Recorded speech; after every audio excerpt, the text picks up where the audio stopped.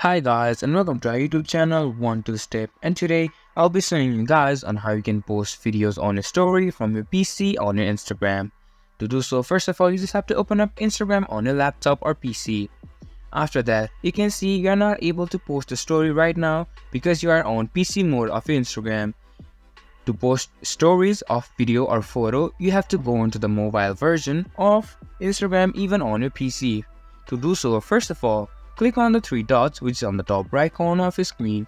After that, scroll down until you see an option for more tools. Hover over your mouse and additional options will appear. After that, click on developer tools.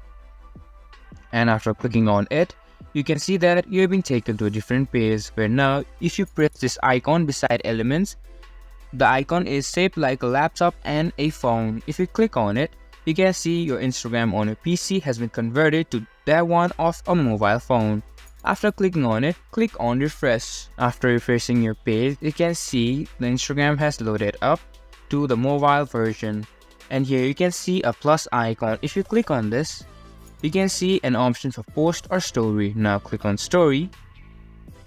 And from here on, you are able to post any stories. That is your video or photo that you want to put on your Instagram even from your laptop.